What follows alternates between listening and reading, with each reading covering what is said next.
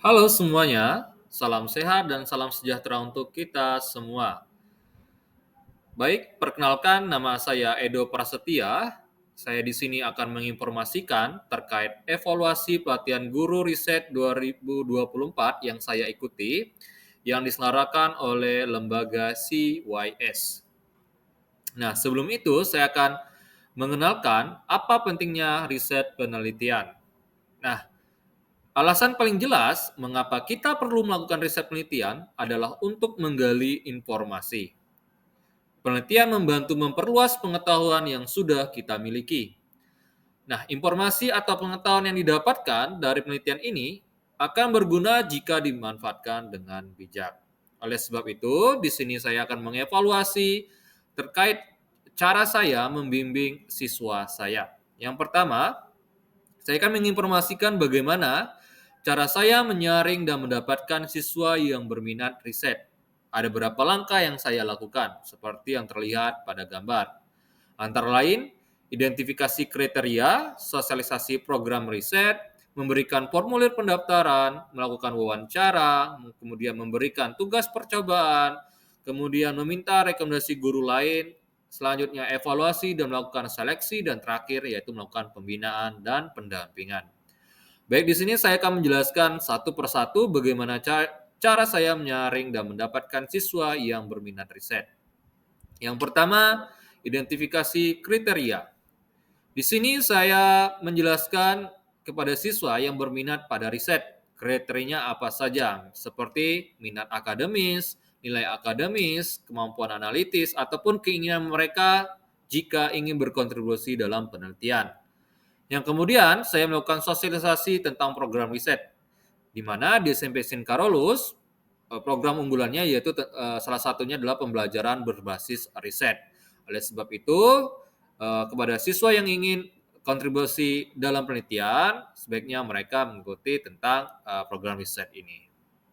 Kemudian, saya memberikan formulir pendaftaran bagi siswa yang ingin mengikuti riset, ya, mereka harus mengisi pendaftaran yang menjelaskan tentang minat mereka dalam riset, kemudian pengalaman sebelumnya, dan tentang area penelitian yang mereka minati. Misalnya seperti bidang hayati, lingkungan, ataupun bidang fisika. Kemudian setelah saya melakukan pendaftaran, saya mendapatkan beberapa siswa. Selanjutnya dari beberapa siswa tersebut saya melakukan wawancara. Kemudian dari wawancara tersebut saya bertanya tentang minat mereka, motivasi, dan kemampuan siswa. Nah, wawancara ini itu akan memberikan kesempatan bagi siswa untuk menanyakan lebih lanjut tentang program riset. Setelah itu, saya memberikan sedikit tugas percobaan kepada mereka. Mereka akan membuat proyek kecil untuk mengukur kemampuan analitis dan dedikasi siswa.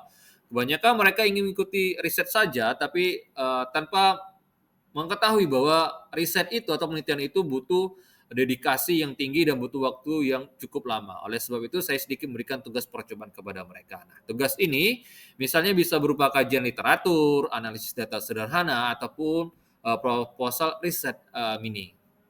Kemudian, saya juga bertanya kepada guru-guru lain, apakah ada rekomendasi terkait siswa untuk mengikuti riset ini. Di mana rekomendasi ini itu bisa memberikan wawasan tambahan mengenai potensi dan karakter siswa. Selanjutnya, yang ketujuh, saya melakukan evaluasi dan seleksi berdasarkan formulir pendaftaran, wawancara, tugas percobaan, dan rekomendasi. Kemudian saya melakukan evaluasi secara menyeluruh untuk menyeleksi siswa mana yang paling cocok dan berminat dalam riset. Kemudian terakhir setelah saya dapat siswa, saya melakukan pembinaan dan pendampingan. Siswa yang terpilih akan saya berikan pembinaan pendampingan yang intensif. Nah, pembinaan dan pendampingan ini itu diharapkan bisa membantu mereka mengembangkan proyek riset mereka dan mengatasi tantangan yang mungkin mereka hadapi. Kemudian, apa saja sih tahap pendampingan yang saya lakukan? Nah, tahap pendampingan yang saya lakukan atau yang sedang saya lakukan di SMP Saint Carolus itu antara lain, yang pertama, saya memberikan orientasi awal atau memberikan tujuan kepada siswa. Kemudian saya melakukan pemilihan topik dan penyusunan proposal, dan kemudian pengumpulan data dan analisis data. Itu adalah tahap pendampingan yang sedang saya lakukan, walaupun nanti ada tahap mungkin presentasi dan lain sebagainya. Baik, saya akan menjelaskan satu per satu. Yang pertama adalah orientasi dan penetapan tujuan. Saya memberikan orientasi awal, di mana siswa di sini mengenalkan struktur, tujuan, dan harapan dalam program riset. Nah, informasinya misalnya tentang kebijakan akademik, etika penelitian, dan sumber daya yang tersedia di sekolah. Kemudian saya juga memberikan penetapan tujuan kepada siswa saya, yang mana tujuan penelitian ini harus jelas dan realistis. Kemudian termasuk menentukan pertanyaan penelitian, hipotesis, dan hasil yang diharapkan. Selanjutnya, saya membimbing dalam pemilihan topik dan penyusunan proposal.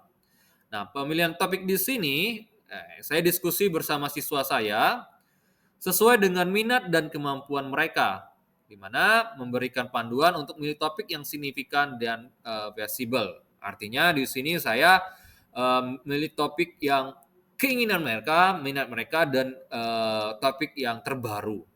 Kemudian selanjutnya saya melakukan penyusunan proposal. Saya membimbing siswa dalam menyusunkan proposal seperti latar belakang, tujuan, metodologi, dan rencana kerja. Nah, saya juga memberikan umpan balik terhadap proposal mereka supaya menjadi lebih sempurna. Kemudian tahap yang sedang saya lakukan bersama siswa saya sekarang adalah pengumpulan dan analisis data, di mana yang pertama saya melakukan merancang metode penelitian yang tepat, termasuk teknik pengumpulan data yang sesuai kepada siswa saya. Misalnya apakah melalui eksperimen di laboratorium, apakah melakukan observasi, ataupun survei di lapangan. Kemudian dari sana nanti saya juga akan melakukan penelitian analisis, yaitu mengajarkan teknik-teknik apa saja yang bisa dilakukan untuk menganalisis dari data yang didapatkan, baik kualitatif maupun kuantitatif. Bahkan mungkin saya juga mengajarkan tentang tutorial tentang penggunaan perangkat lunak analisis data jika diperlukan, seperti misalnya MATLAB, Word, SPSS, dan lain sebagainya. Ada beberapa kendala yang saya hadapi ketika membimbing siswa. Yang pertama, kurangnya pemahaman awal tentang penelitian. Ini banyak sekali. Nah, siswa mungkin tidak memiliki pemahaman dasar tentang apa itu penelitian, kemudian metode yang digunakan, atau cara merancang proyek penelitian itu sendiri. Itu yang pertama. Yang kedua, kesulitan dalam memilih topik penelitian. Di sini, siswa seringkali mengalami kesulitan dalam memilih topik penelitian yang sesuai dengan minat dan kemampuan mereka.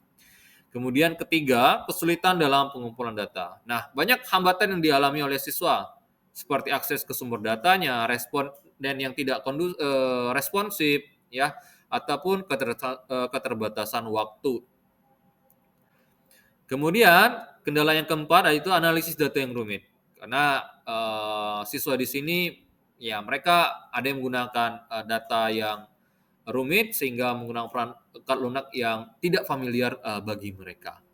Kemudian kendalanya ketika menulis laporan, banyak siswa yang menjadi takut karena mereka harus ya mengarang atau memberi keluasan dalam memberi kata-kata seperti itu. Kemudian yang keenam, motivasi dan manajemen waktu. Siswa sekarang sering mengalami penurunan motivasi ketika melakukan proses penelitian. Kenapa? Karena mungkin capek, kemudian berbarengan dengan tugas sekolah dan sebagainya. Kemudian waktu juga lumayan panjang untuk melakukan riset penelitian. Mungkin itu saja evaluasi dari tentang pelatihan guru riset yang bisa saya sampaikan. Lebih dan kurang saya mohon maaf. Salam sehat semuanya, salam sejahtera. Bye-bye.